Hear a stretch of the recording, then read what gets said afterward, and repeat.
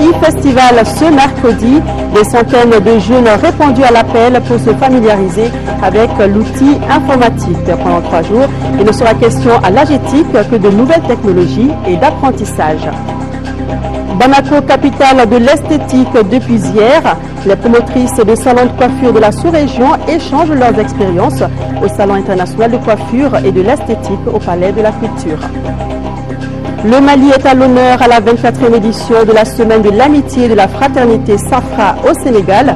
C'est la région de Caille qui représente le pays à travers le thème « La charte de Kouroukafuga de l'Empire du Mandé ». Madame, Monsieur, bonsoir. Mercredi 28 décembre, bienvenue à cette édition. Le Conseil des ministres s'est réuni ce jour en session ordinaire à Koulouba sous la présidence du chef de l'État. Ibrahima Djambélé, bonsoir. Bonsoir, Ndeye Sissoko. Voilà avec vous donc le tout dernier conseil de cette année 2011. Bonsoir, mesdames et messieurs. Au chapitre des mesures réglementaires sur le rapport du ministre des Affaires étrangères et de la coopération internationale, le Conseil des ministres a adopté un projet d'ordonnance autorisant la ratification de l'accord signé le 22 juin 2010 à Ouagadougou, modifiant l'accord de partenariat entre les membres du groupe des États d'Afrique, des Caraïbes et du Pacifique ACP d'une part et de la communauté européenne et ses États membres d'autre part, est signé à Cotonou le 22 juin 2000 et modifié une première fois à Luxembourg le 25 juin 2005. L'accord de Cotonou signé en 2000 constitue le fondement de la relation particulière qui s'est établie entre l'Union européenne et les États d'Afrique, des Caraïbes et du Pacifique ACP. Il vise à réduire et, à terme, éradiquer la pauvreté, à promouvoir le développement durable et à intégrer progressivement les États ACP dans l'économie mondiale. Cet accord a été modifié une première fois à Luxembourg en 2005 et depuis, de nombreux changements sont intervenus sur la scène internationale entraînant des répercussions diverses sur le partenariat ACP-UE. L'accord de Ouagadougou, objet du présent texte de ratification, consacre la deuxième modification de l'accord de Cotonou. Cette deuxième révision vise à adapter le partenariat ACP-UE aux changements intervenus pendant les 5 dernières années dans les politiques commerciales et d'aide au développement. Elle soulève la nécessité d'accélérer la coopération visant à réaliser les objectifs du millénaire pour le développement OMD, l'efficacité de l'aide, ainsi qu'à relever les défis mondiaux tels que les chocs des crises financières et les changements climatiques.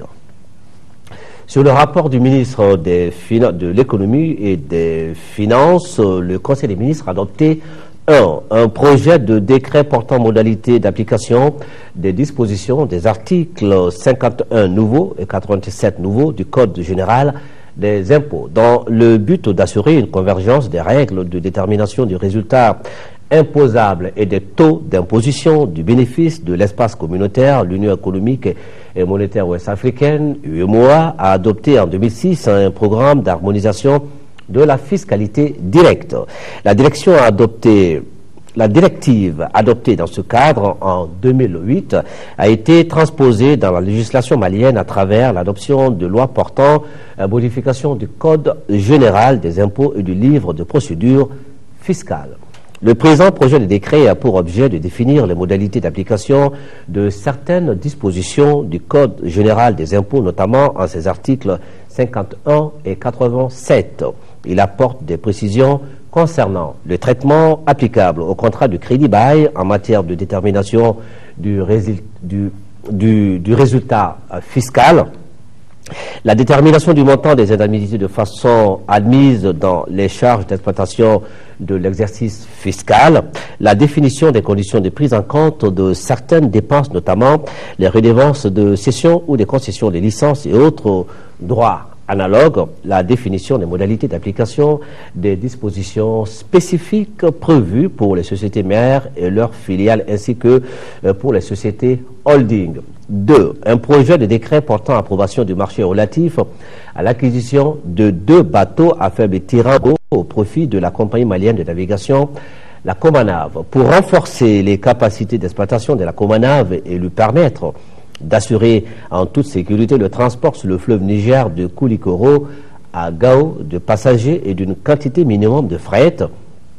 Le gouvernement a décidé de doter la compagnie de 2 bateaux à faible tirant d'eau. Le marché pour l'acquisition des 2 bateaux a été attribué après appel d'offres à Senti Marine Corporation Ltd. pour un montant de 2,717 milliards de francs CFA environ et un délai d'exécution de 12 mois pour le bateau numéro 1 et 18 mois pour le bateau numéro 2. Le financement est assuré par le budget national, dont 51% sur les ressources générées par la privatisation de la Sotelma. 3. Un projet de décret portant approbation du marché relatif à la mise en réseau des services de l'administration, projet e-gouvernement et e-poste. Dans le cadre de la politique engagée par le gouvernement en vue de rapprocher l'administration des usagers et d'améliorer la transparence et l'efficacité gouvernementale, le gouvernement a décidé la mise à la disposition de l'administration des réseaux intranet et de doter notre pays d'infrastructures TIC, fibre optique, pour supporter le dit réseau. Le marché relatif aux prestations de mise en réseau des services de l'administration, projet e-gouvernement et e-poste, est attribué après appel d'offres au consortium Samsung & Taihan pour un montant de 16,389 milliards de francs CFA environ. Le financement est assuré par le Fonds coréen de coopération pour le développement économique. Le présent projet est adopté conformément aux dispositions de l'article 2 du décret numéro 09-215 PM-RM du 11 mai 2009 déterminant les autorités chargées de la conclusion et de l'approbation des marchés et des délégations de services publics. Au chapitre des mesures individuelles, au titre de la présidence de la République, le Conseil des ministres a été informé des nominations suivantes au grade de général de brigade à compter du 1er janvier 2012. Armée de terre, colonel-major Suleiman Sissé. Armée de l'air, colonel-major Wali Sissoko, colonel-major Soumana Kouaté. Direction générale de la gendarmerie nationale, colonel Madi Bou Kamisoko. Direction du génie militaire, colonel-major Mamadou Lamine Balo. Direction centrale des services de santé des armées, colonel-major Antoine Ibrahima Nyantao. 2. Le Conseil des ministres a procédé aux nominations suivantes au titre du ministère des Affaires étrangères et de la coopération internationale. Ambassadeur du Mali auprès des États-Unis d'Amérique, Al-Mamoun Baba Lamine Keita, conseiller des Affaires étrangères. Au titre du ministère de l'Agriculture, conseiller technique, Madame Samake Mouna Touré, maître assistant de recherche, Abdourahman Touré, ingénieur d'agriculture. Inspecteur à l'inspection de l'agriculture, Madame Fadimata Walet Abdoulaye, administrateur civil, Suleiman Ouattara, planificateur, Aliou Bamba, ingénieur de construction civile. Au titre du ministère de la Culture, directeur national des bibliothèques et de la documentation, Mamadou Demba Sissoko, administrateur des arts et de la culture. Au chapitre des communications, au titre du ministère de l'Emploi et de la Formation professionnelle, le Conseil des ministres a examiné une communication sur le programme décennal de développement de la formation professionnelle pour l'emploi. Le programme décennal de développement de la formation professionnelle pour l'emploi s'inscrit dans le cadre de l'opérationnalisation de la politique nationale de formation professionnelle adoptée par le gouvernement en juin 2009. Il vise à contribuer à la réalisation des objectifs de croissance à travers le développement des qualifications professionnelles et des compétences des ressources humaines et marque la volonté politique affirmée du gouvernement et d'apporter des réponses rapides et efficientes aux problèmes de qualification des ressources humaines en proposant des stratégies et des dispositifs de formation adaptés aux besoins des actifs des secteurs productifs. Il prend en charge le développement d'une offre de formation régionale en harmonie avec la mise en œuvre de la décentralisation et de la déconcentration. Pour l'atteinte de ces objectifs, le programme, qui comprend 6 composantes essentielles, a identifié et priorisé 48 filières de formation pour 148 métiers porteurs couvrant 15 secteurs de développement économique. La population cible du programme est constituée par les travailleurs des secteurs productifs en activité, y compris en milieu rural, les finalistes des centres d'éducation pour le développement, CED, les sortants des centres d'apprentissage féminin, CAF et CAFé, les diplômés de la recherche d'emploi, les jeunes déscolarisés, les jeunes non orientés après le DEF ou le bac. Pour des raisons de pertinence, d'efficacité et de maîtrise des financements, la mise en œuvre du programme se fera par phase. La première phase introductive au programme, qui couvrira la période 2012-2014, va concerner la formation par apprentissage pour 61 051 actifs, la formation des types résidentiels de 22 666 actifs et la formation continue, la reconversion et la formation qualifiante de 1 245 598 actifs. Au titre du ministère de l'Économie et des Finances, le Conseil des ministres a examiné une communication relative à la nouvelle génération du cadre stratégique pour la croissance et la réduction de la pauvreté CSCRP 2012-2017. Le cadre stratégique pour la croissance et la réduction de la pauvreté est le document des références des politiques et stratégies de développement du Mali depuis une décennie. À ce titre, il fédère l'ensemble des politiques et stratégies de développement de conduite par l'État et en garantit la cohérence, permet de stimuler la croissance et de faire en sorte qu'elle profite à l'ensemble des populations, détermine les priorités sur la base desquelles le budget de l'État est préparé et chaque année constitue le cadre privilégié d'intervention des partenaires techniques et financiers dans leur appui multiforme au pays. Le CSCRP a connu deux phases, 2002-2006 et 2007-2011. La nouvelle génération correspondant à la troisième phase, 2012-2017, objet de la présente communication, a été élaborée sur la base des principaux défis tirés de l'évaluation des deux premières phases.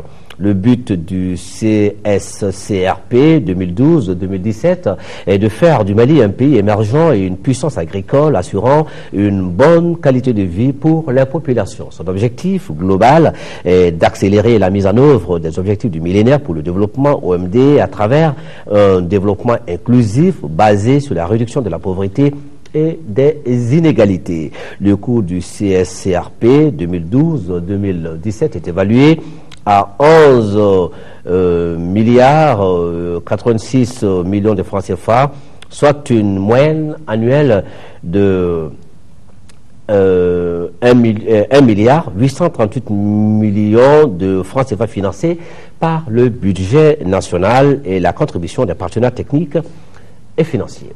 Au titre du ministère de l'Enseignement supérieur et de la Recherche scientifique, le Conseil des ministres a examiné une communication relative à l'état de préparation de la rentrée universitaire 2011-2012. Les difficultés de démarrage de l'année universitaire 2010-2011 avaient amené le gouvernement à fermer les facultés et instituts de l'Université de Bamako et les grandes écoles pour préparer la rentrée 2011-2012 ensemble et dans les meilleures conditions. Dans ce cadre, des mesures ont été prises relatives à la création des 4 universités en lieu et place de l'Université de Bamako, la fermeture des résidences universitaires en vue de leur réhabilitation, le renforcement des capacités de gestion et d'encadrement des structures d'enseignement. Un plan d'action à court et à moyen terme avait été également adopté. Le rapport sur l'état de préparation de la rentrée universitaire 2011-2012, objet de la présente communication, fait le point de la mise en œuvre du plan d'action à court et moyen terme, des dispositions prises pour la rentrée, des contraintes relevées ainsi que des perspectives. Il présente des actions menées au titre de la gouvernance et de l'accès à l'université, de l'amélioration des conditions de vie et d'études des étudiants, de la lutte contre l'insécurité et l'insalubrité sur l'espace universitaire, de la formation, du dialogue social, entre autres. Voilà ce qu'il fallait retenir du Conseil des ministres de ce mercredi. Merci Ibrahima. Donc j'informe le téléspectateur que vous serez là samedi à cette même place pour le tout dernier 20h de cette année. Inch'Allah, et bonne suite. Merci et bonne année à toi et à samedi. Retour sur les activités d'hier du président de la République. Amadou Toumani Touré a reçu hier à Koulouba les forces vives de la nation venues lui présenter les vœux de Nouvel An. Le président du Conseil national de la société civile, Bourema Alaï Touré, a saisi cette occasion pour saluer les efforts du chef de l'État pour les actions de développement en cours dans notre pays. Reportage Amadou Sankari. Dans son message, le président du Conseil national de la société civile a, au nom des forces vives de la nation du Mali, salué les efforts du chef de l'État pour l'ensemble des actions de développement réalisées. Il s'agit entre autres de la réalisation des routes, la mise en œuvre des programmes d'appui aux jeunes, la modernisation de la gestion des finances publiques, etc. À côté de ces performances, le président du Conseil national de la société civile n'a pas manqué de rappeler la situation de l'école et de la sécurité alimentaire. L'école, malgré les efforts louables et soutenus accomplis, notamment dans l'accès et les tentatives d'amélioration des conditions de travail et de vie des enseignants et des élèves, les défis majeurs demeurent toujours, à savoir la qualité des enseignements, apprentissages à tous les niveaux et le développement de la diversité de l'offre éducative. Par rapport à la sécurité alimentaire, les forces vives de la nation souhaitent une restriction par rapport à la sortie des céréales pour l'année 2012, qui s'annonce très difficile. La lenteur dans la promotion et la modernisation de l'exploitation agricole familiale en tant que spécificité de l'économie malienne et l'insécurité foncière. Le stock national que nous avons renforcé cette année doit nous permettre de tenir la route. Et nous organisons souvent des ventes pour pouvoir casser et baisser le prix. Mais Monsieur le Président, c'est l'occasion aussi, vous et moi, de nous adresser aux spéculateurs. Comment se fait-il que les sacs qu'ils ont achetés il y a quelques mois seulement à 5 000 francs, voudraient-ils le vendre aujourd'hui à 25 et 20 000 francs? Donc autant nous avons à parler à notre gouvernement, à nous parler nous-mêmes, mais nous devons tous nous retourner également pour parler à nos compatriotes qui font de la spéculation pure et simple. Il y a des gens également qui viennent acheter tout un champ avant même la récolte. Monsieur le Président, vous avez parlé de l'école. C'est notre école-là, c'est elle qui ne marche pas. L'école publique. L'école privée n'a pas de problème. Il n'y a pas de grève, il n'y a pas de AG, il n'y a rien du tout. Si tu viens, tu payes, tu travailles. Si tu payes, tu ne travailles pas, c'est ton problème. Si tu ne viens pas enseigner, on ne te paye pas. Aussi, les forces vives de la nation ont-elles rassuré le chef de l'État de leur disponibilité à jouer pleinement leur rôle dans le développement économique et social du Mali. Le ministre de l'administration territoriale et des collectivités locales informe les partis politiques qu'en raison de la cérémonie de présentation des vœux à Madame le Premier ministre, chef du gouvernement, la rencontre de la commission consultative du cadre de concertation initialement prévue le jeudi 29 décembre 2011 est reportée au mardi 3 janvier 2012 dans la salle de conférence du gouvernorat du district de Bamako à 10 heures précises. Le ministre s'est compté sur la bonne compréhension de tous. Le Conseil des collectivités locales a reçu en audience ce matin le représentant de l'UNICEF en fin de mission dans notre pays. Marcel Roudasingwa est venu témoigner sa reconnaissance à Oumarou Ag Mohamed Ibrahim Aïdara pour l'accompagnement de son institution dans l'exécution des programmes de l'UNICEF.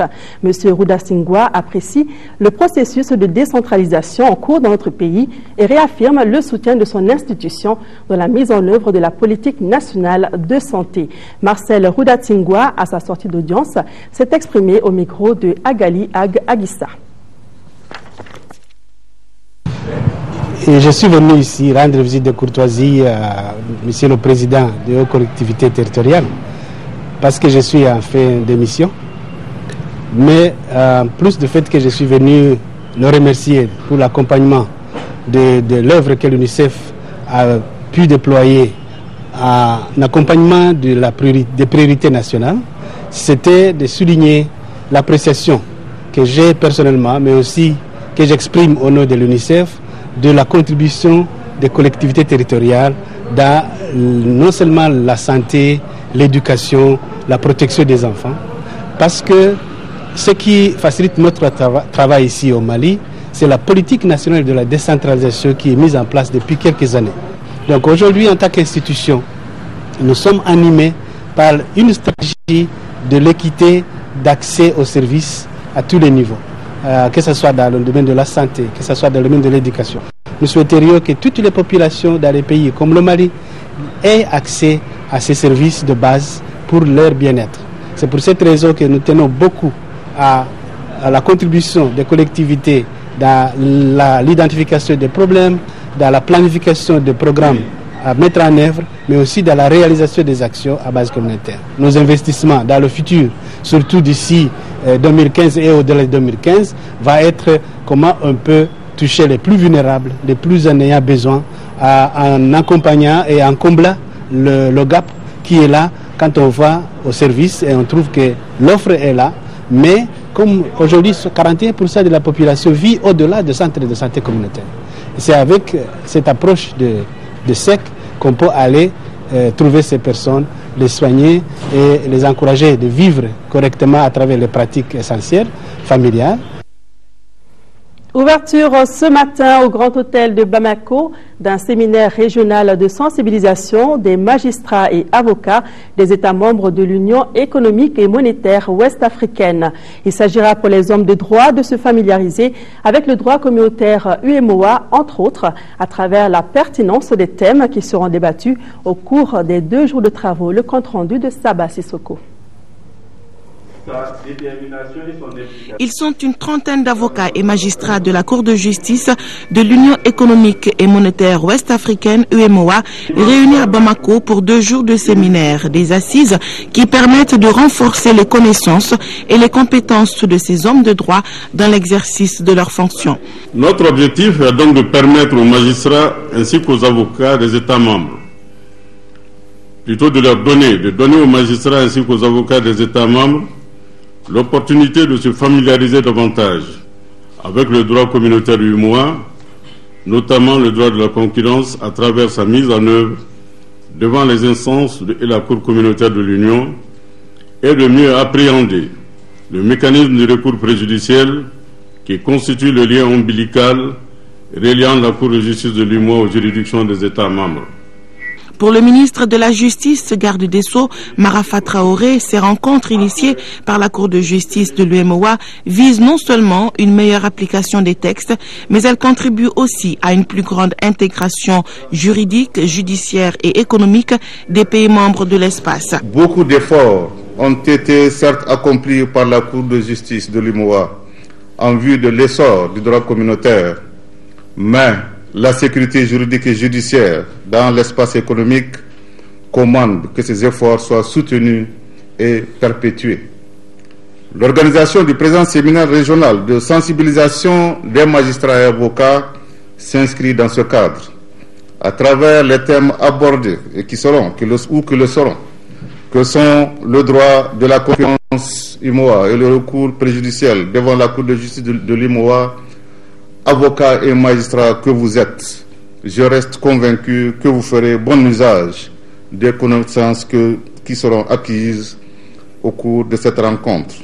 La Cour de justice de l'UEMOA, faut-il le préciser, est chargée de trancher les litiges commerciaux concernant l'application correcte des différents textes des pays de l'UEMOA, ceci dans le domaine de la douane, de la libre circulation et de la sécurité des personnes et de leurs biens. Au courrier départ de la présidence, le président de la République a adressé un message à son Excellence, M. Kim Jong-un, président de la République populaire démocratique de Corée. C'est avec une profonde affliction que j'ai appris la nouvelle du décès le 17 décembre 2011 de Kim Jong-il, président de la République populaire démocratique de Corée. Avec sa disparition, la République populaire démocratique de Corée a perdu une des figures marquantes de son histoire moderne et le Mali, un ami dont les convictions ont fait un modèle pour les jeunes générations de nos 2 pays. En ce moment, en ce moment de deuil et de recueillement, je voudrais, au nom du peuple et des institutions du Mali, ainsi qu'en mon nom personnel, exprimer au peuple coréen notre compassion et présenter à la famille de l'illustre disparu nos condoléances attristées et notre sincère sympathie. Je vous prie d'agréer, Monsieur le Président, les assurances de ma très haute considération, signé Amadou Toumani Touré. Et puis tout à l'heure, après ce journal, vous pouvez suivre l'intégralité des cérémonies de présentation des vœux de Nouvel An au président de la République. Il s'agit des vœux du Comité national de l'égal accès aux médias d'État, du Conseil supérieur de la communication, de la Maison de la presse et des forces vives de la nation. Fin du 19e congrès ordinaire de l'AEM. Ce congrès a permis à l'organisation d'un séminaire sur les réformes politiques, les réformes universitaires et la violence dans l'espace universitaire et scolaire. Dans un instant, nous proposerons le reportage de Brima Kone. En attendant démarrage du e-festival cet après-midi à l'AGETIC, des centaines de jeunes lycéens et diplômés sans emploi profitent de cette 5e édition du e-festival pour se familiariser avec l'outil informatique. Environ 6 salles ont été équipées de matériel de nouvelles technologies pour favoriser l'apprentissage pendant 3 jours. Compte rendu Aboubakar Maïga. Le 5e e-festival ouvre ses portes depuis ce mercredi aux amateurs d'éthique et à tous les acteurs du domaine. C'est là pendant 3 jours. L'édition 2011 porte essentiellement sur le développement des technologies de l'information et de la communication par un partenariat public-privé. À ce rendez-vous national de promotion de la virtuosité du numérique, plusieurs savants et innovateurs sont venus proposer soit des œuvres, des initiatives innovatrices ou des logiciels révolutionnaires souvent conçus en langue nationale. J'ai été particulièrement émerveillé de me rendre compte que des Maliens ici ont conçu des sites entièrement en langue nationale. On peut naviguer sur ces sites comme on navigue sur Yahoo, sur n'importe quel site, mais cette fois-ci exclusivement en langue nationale. Et je pense que si nous voulons démocratiser l'éthique au Mali, c'est de pouvoir les offrir aux populations dans une langue accessible. Et il n'y a pas un meilleur véhicule que la langue nationale. En plus des conférences débats relatives à la question de la réduction de la facture numérique, ce e-festival sera aussi marqué par des jeux concours et des séances de formation à l'intention des écoliers, des lycéens et surtout des jeunes demandeurs d'emploi sur le net. Orange Mali, Sotelman Malitel, APEJ, Bureaucad et d'autres partenaires de l'événement ont équipé plusieurs salles ici à l'AGETIC afin de favoriser l'initiation de la jeunesse à l'outil informatique. L'AGETIC veut faire du e-festival un outil efficace de sensibilisation, de vulgarisation et d'appropriation des technologies de l'information et de la communication au Mali. Pendant toute la durée de cet événement, soit 3 jours, les 28, 29 et 30, plus de 500 jeunes de toutes catégories et des 2 sexes, des 2 académies, enfin de toutes les académies de Bamako et de l'APEJ apprendront à s'initier à l'ordinateur et à le manipuler, éventuellement à le maîtriser. Sur place, on y trouve également des stands dotés de connexions Internet pour vous permettre de naviguer dans le monde virtuel. Les tout-petits peuvent bénéficier des jeux électroniques pour bien profiter de leur congé de Noël. Je vous le disais, le 19e congrès ordinaire de l'AEM a pris fin. Ce congrès a permis l'organisation d'un séminaire sur les réformes politiques, les réformes universitaires et la violence dans l'espace universitaire et scolaire. Un nouveau bureau a été élu avec à sa tête Amadoun Traoré qui se succède à lui-même. Brima Kone, reportage. Les ministres en charge de l'éducation ont assisté ce mardi à une fête légitime, celle en faveur du 19e congrès ordinaire de l'AEM et du 10e séminaire de formation des leaders de l'AEM. Réviser la charte des établissements privés au niveau des enseignements fondamentaux, secondaires et supérieurs. Octroyer des bourses d'études aux majors des différentes promotions de nos grandes écoles et instituts pour préparer la relève. Revendication d'ordre financier. Payer les frais de stage et de réquisition à temps. Les congressistes ont aussi formulé des recommandations. Exécuter entièrement les programmes d'études afin que le produit de l'école malienne soit plus compétitif. Résoudre définitivement la crise d'enseignants en dotant nos établissements scolaires et universitaires des enseignants qualifiés. Le 19e congrès ordinaire de l'AEM, c'est aussi le remaniement du bureau de coordination.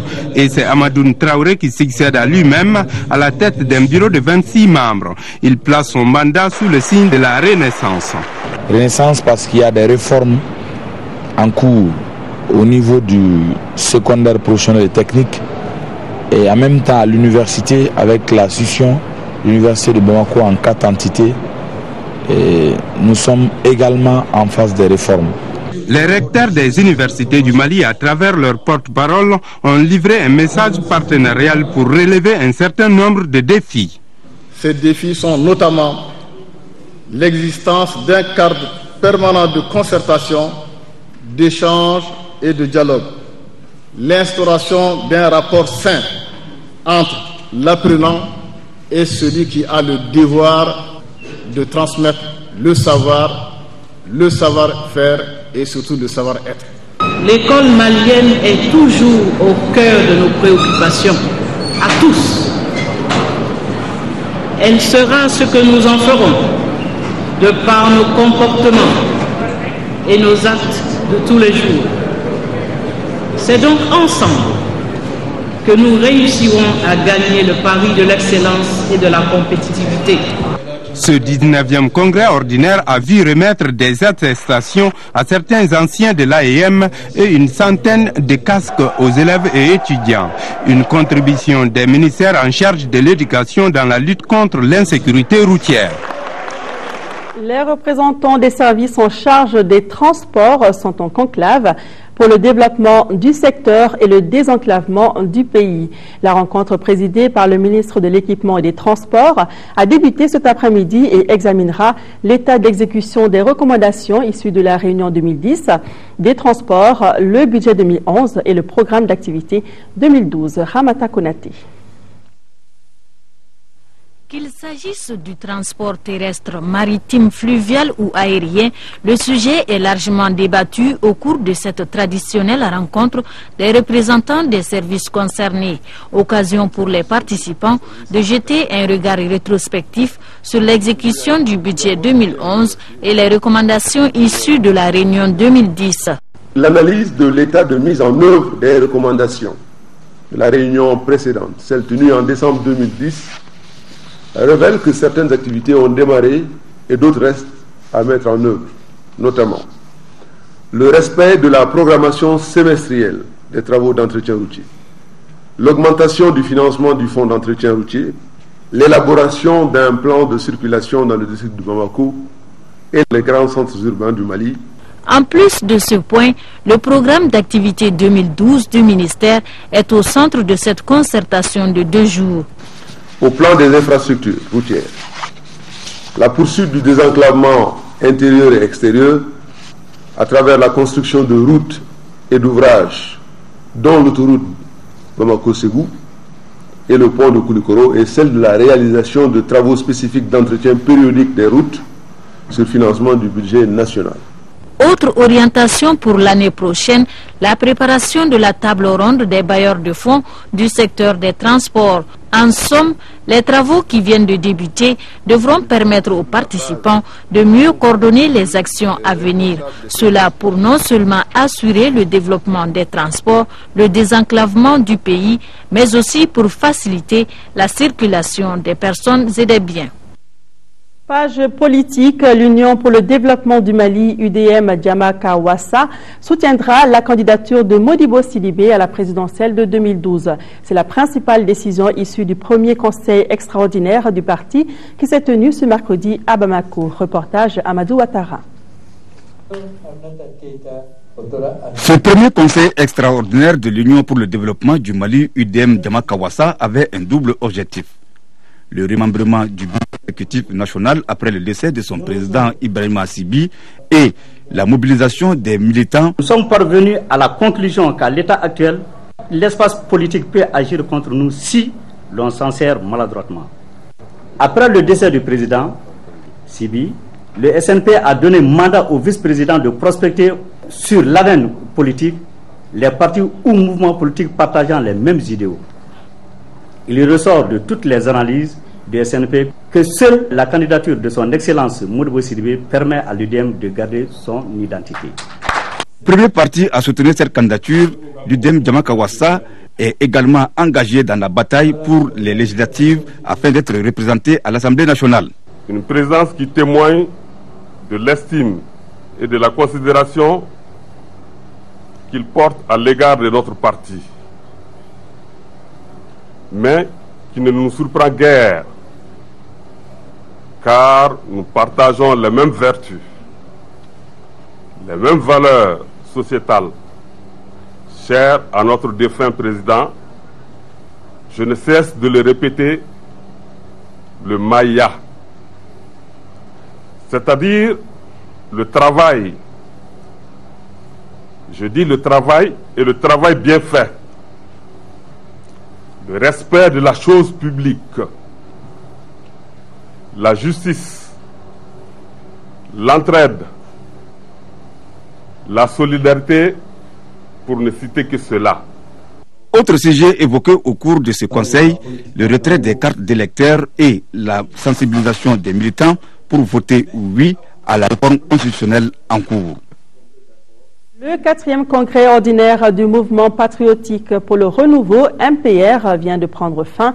Pendant 3 jours, les congressistes ont planché sur la situation du parti, les élections générales de 2012 et les réformes constitutionnelles. Ces assises ont abouti au renouvellement du bureau exécutif central du MPR, avec à sa tête le président sortant, le docteur Choguel Kokala Maïga. Reportage de Bourama Traoré. La salle de 1000 places du Centre international de conférences de Bamako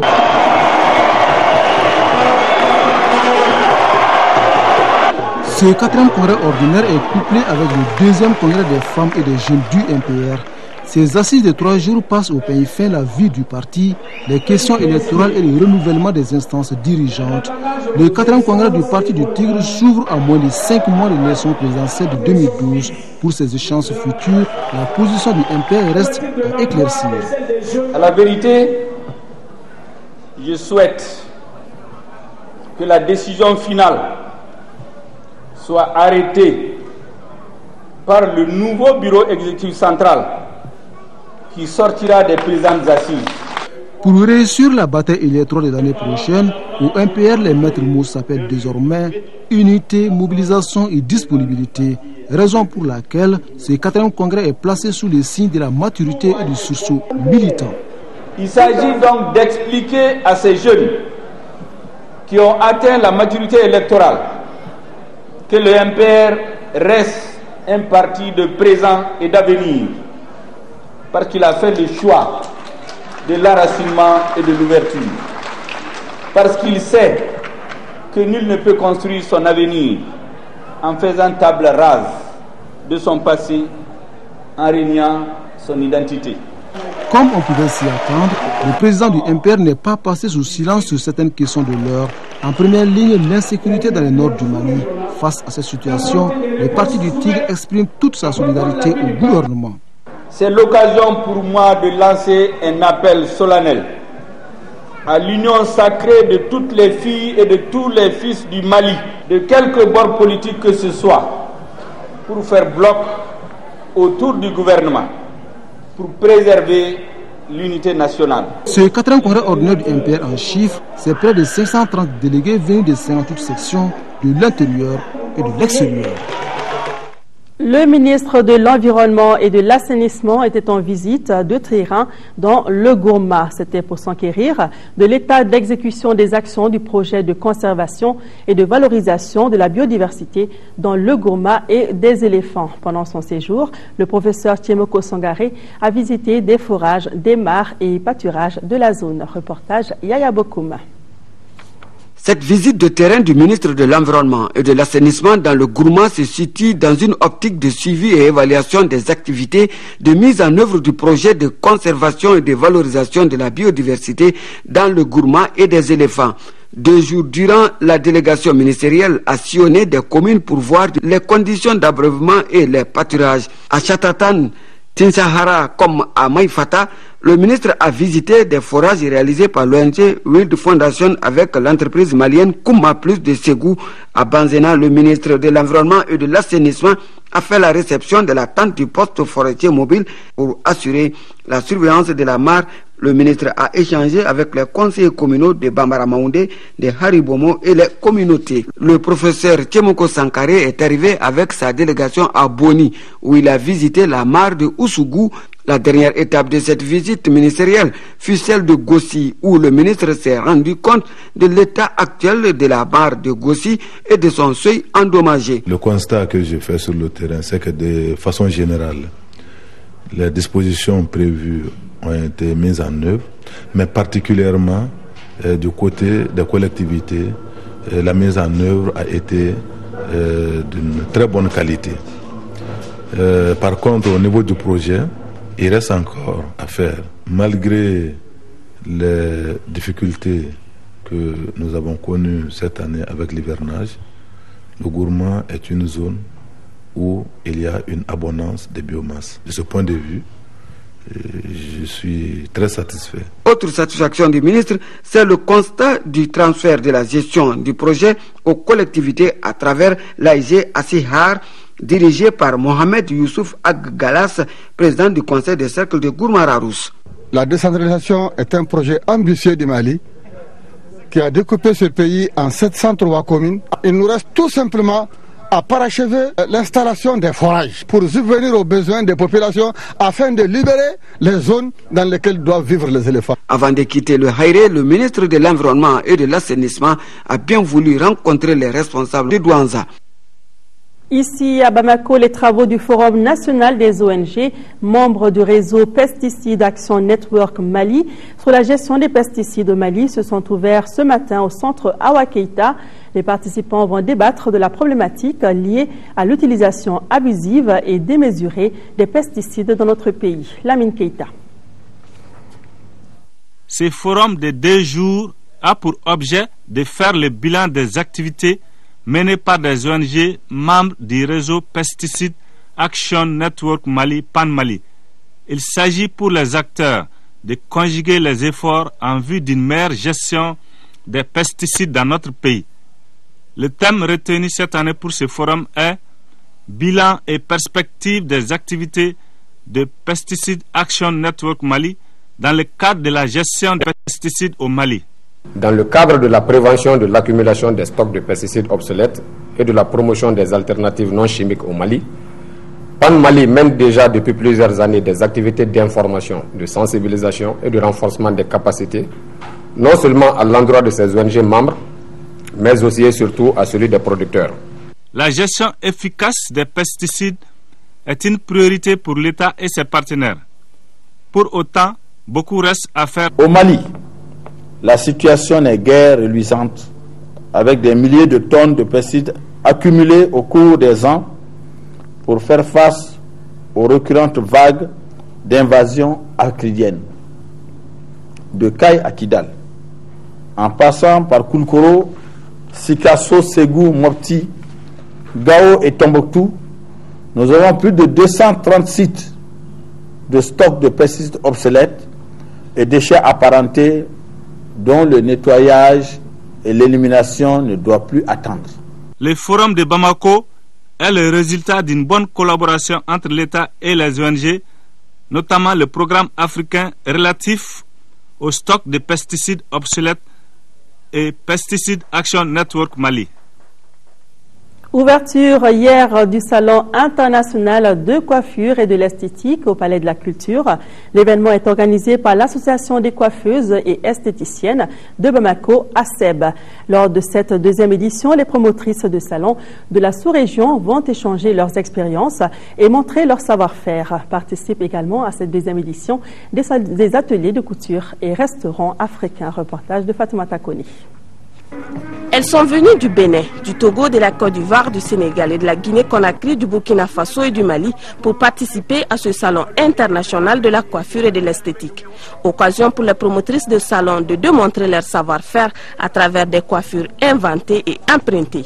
Parmi ces coiffures, on pouvait admirer la Tour d'Afrique, la réconciliation, le corridor, les mises en pli, entre autres. Pour cette 2e édition, un modèle a attiré l'attention de l'assistance. C'est la tenue confectionnée à partir des mèches, accompagnée d'une coiffure de princesse, le tout porté par une fée.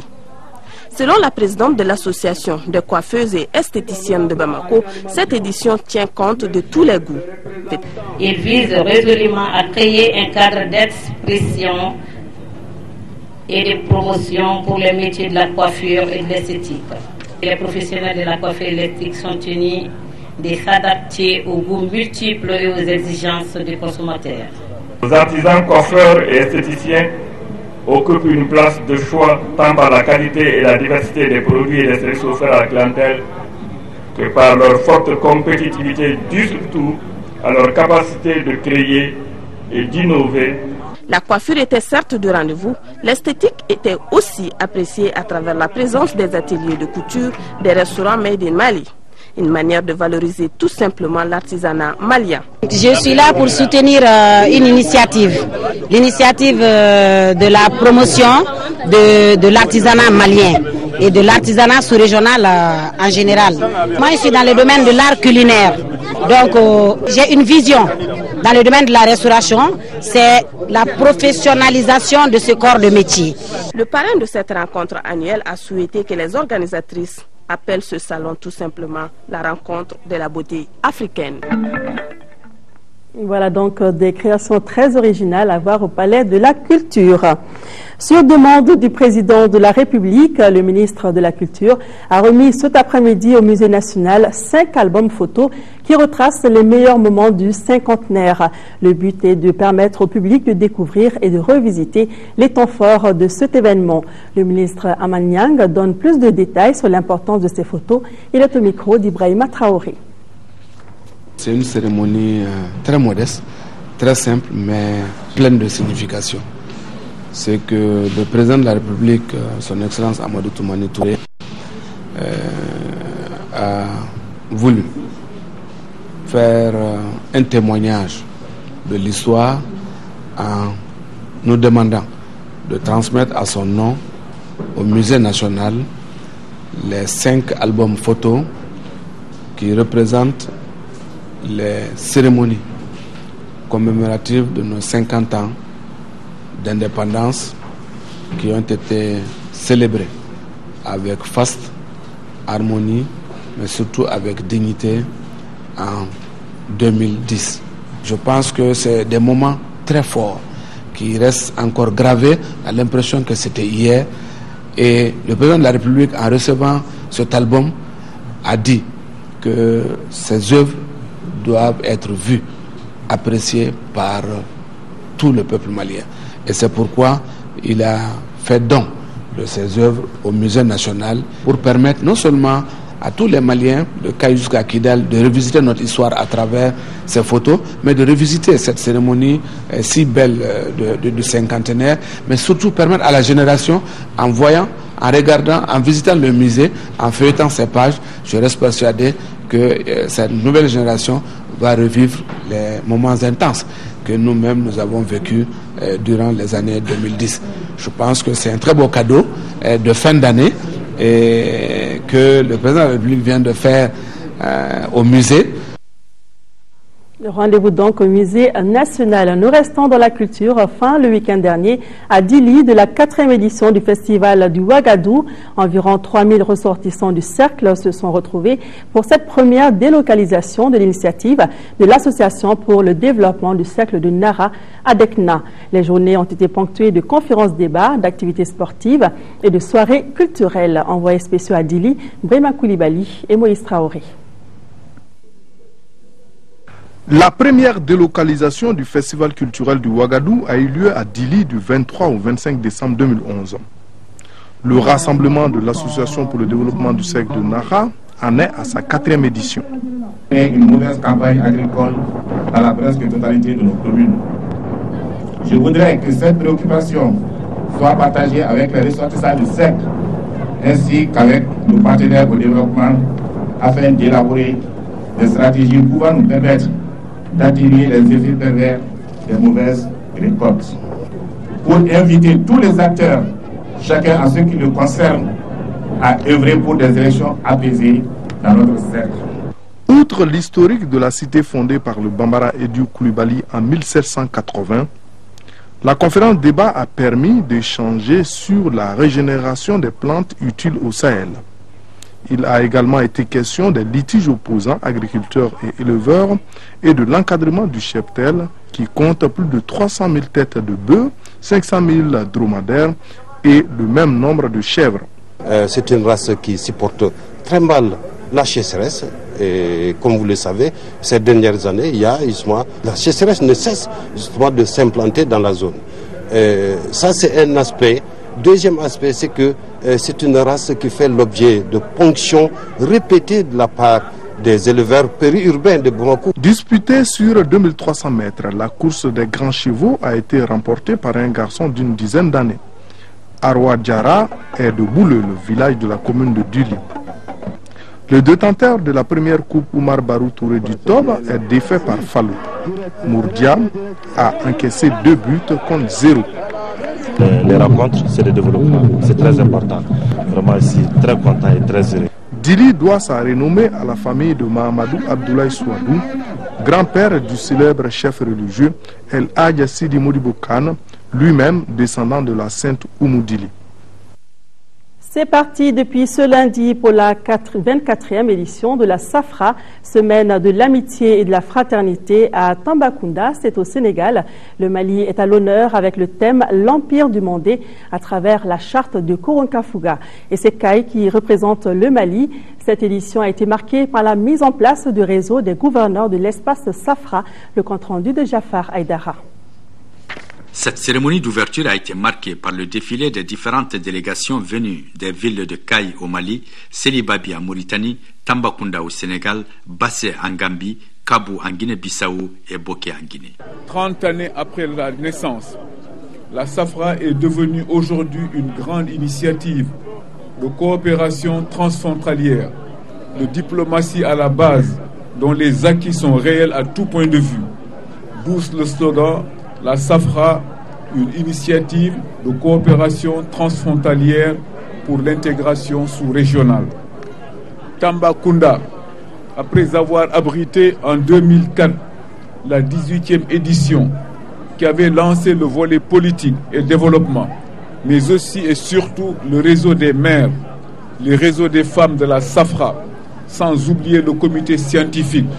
L'un des temps forts de cette 24e édition de la Safra a été le symposium sur le thème de l'Empire du Mandé à travers la charte de Koronkafuga, les enseignements historiques sur l'enjeu de la Constitution dans l'intégration sous-régionale et africaine. Et cette année, nous avons convié nos participants à placer l'événement sous la thématique générale de l'Empire du Mandé et des fondements de l'intégration et des droits humains en Afrique de l'Ouest. Il faut rappeler que la semaine de l'amitié et de la fraternité a été lancée il y a 30 ans par les coopérations des jeunesses transfrontalières du Mali, du Sénégal et de la Mauritanie pour favoriser le brassage entre les jeunes de ces pays et promouvoir l'intégration sous-régionale, vecteur de développement. C'est avec une profonde satisfaction que nous avons vu toute la délégation de Kaï susciter un engouement certain au niveau des populations de Kaï et je dirais de la sous-région, parce que tout le monde attendait Kaï.